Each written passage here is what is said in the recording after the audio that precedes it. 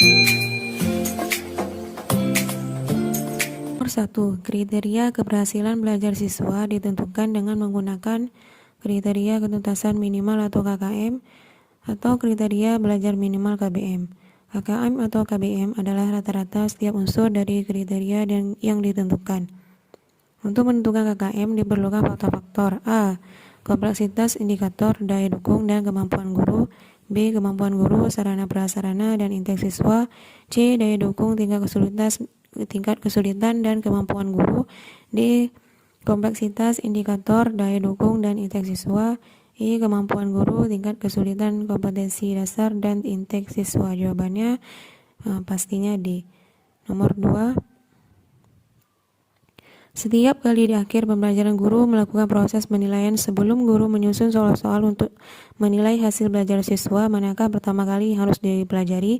A. Buku sumber yang digunakan. B. Kurikulum dan silabus. C. Karakteristik siswa. D. Indikator pencapaian kompetensi. E. Kemampuan awal siswa. Nah, sebuah soal yang disusun harus dapat mengukur indikator capaian kompetensi. Jawabannya adalah D. Nomor 3. Upaya merancang pengayaan bagi peserta didik yang mencapai ketuntasan belajar optimal tampak dalam kegiatan guru sebagai berikut. E. A. Memberikan tambahan materi berupa sumber ajar dari pengarang yang berbeda. B. Memberikan tes tambahan dengan tingkat kesukaran yang lebih tinggi. C. Memberikan tambahan sumber bacaan yang lebih mendalam dan tingkat variasi yang tinggi berikut instrumentasinya yang sesuai. D. Diberi soal serupa untuk memastikan tingkat keberhasilan belajar. E. Diberikan materi bahan ajar yang lebih tinggi tingkatannya dan mengerjakan soal-soal yang memiliki kesulitan yang lebih tinggi. Jawabannya adalah yang lebih tepat E.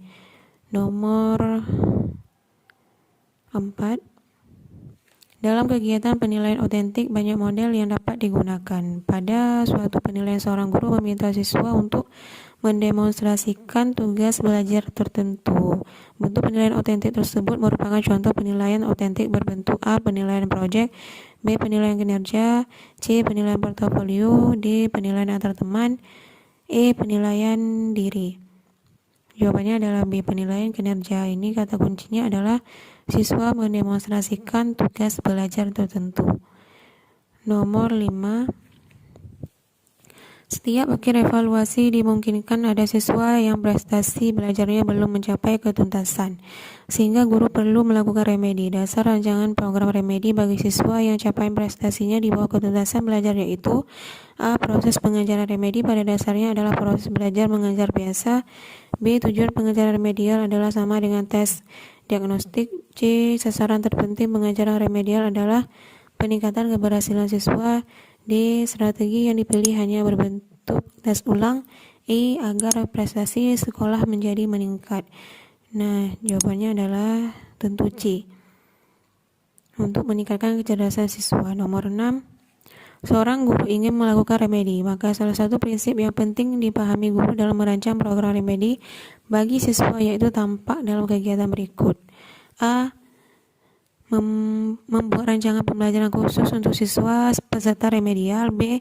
Menggunakan rancangan pembelajaran yang telah dibuat dengan memperhatikan hasil temuan analisis hasil evaluasi belajar siswa. C. Menurunkan standar ketuntasan belajar. D. Menggunakan rancangan belajar baru yang berbeda sama sekali dengan rancangan yang ada. E. Merancang tes ulang saja tanpa ada pengulangan penjelasan materi. Jawabannya adalah D.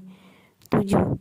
Jika seorang guru ingin melakukan penilaian portofolio pada proses pembelajaran, maka penilaian portofolio dapat dilakukan dengan cara: A. Memberikan penilaian menyeluruh terhadap tugas-tugas siswa. B. Mengumpulkan lembar-lembar jawaban hasil tes harian dan sumatif tiap siswa. C. Memberikan tugas kepada siswa untuk dikerjakan di rumah.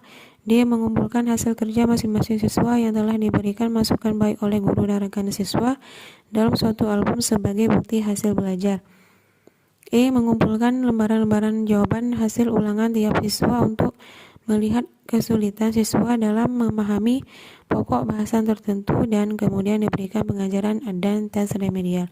Jawabannya adalah D. Di sini ada kata kuncinya adalah mengumpulkan dalam suatu album semua tugas-tugas masing-masing siswa. Nomor 8, berdasarkan data hasil evaluasi pembelajaran tentang memahami tes anekdot, ternyata hasilnya tidak maksimal. Dari 30 siswa dinyatakan tidak tuntas sejumlah 15 orang sehingga mengikuti program remedial. Sedangkan yang dinyatakan tuntas mengikuti program pengayaan. Kegiatan pengayaan untuk 15 siswa dapat dilakukan oleh guru dengan cara A. Mengadakan pengalaman materi terkait dengan KD tersebut. B. Diberikan bahan ajar berupa modul. C. Digabung dengan siswa yang belum tuntas ikut remedial. D. Melanjutkan materi pada KD selanjutnya. E. Memberi tugas mengerjakan lembar kerja siswa. Jawabannya adalah A. Mengadakan pengalaman materi terkait dengan KD tersebut. Nomor 9. Perhatikan langkah-langkah kegiatan pembelajaran yang masih acak berikut ini. 1. Mengorganisasi siswa dalam belajar. 2. Orientasi siswa dalam masalah. 3. Membimbing penyelidikan siswa secara mandiri atau kelompok. 4. Mengembangkan dan menyajikan hasil karya. Jika langkah-langkah tersebut disusun berdasarkan model pembelajaran problem based learning, urutan langkah yang tepat adalah A. 1, 2, 3, 4, B. 1, 3, 2, 4, C. 2, 3, 1, 4, D. 3, 2, 1, 4, E. 2, 1, 3, 4. Nah, jawabannya adalah C. Nomor 2. Orientasi siswa dalam masalah. Setelah itu, membimbing penyelidikan siswa secara mandiri atau kelompok. Lalu, mengorganisasi siswa dalam belajar. 4. Mengembangkan dan menyajikan hasil karya. 10. Model pembelajaran yang mempunyai keunggulan antara lain berpikir dan bertindak kreatif, merencanakan masalah yang dihadapi secara realistis, merancang perkembangan kemajuan berpikir siswa untuk menyelesaikan masalah yang dihadapi dengan tepat adalah A. Role playing, B. Inquiry, C. Problem solving, D. Picture and picture, E. Kontekstual. Jawabannya adalah C. Problem solving. Di sini ada kata kunci, ada merencanakan masalah dan menyelesaikan masalah.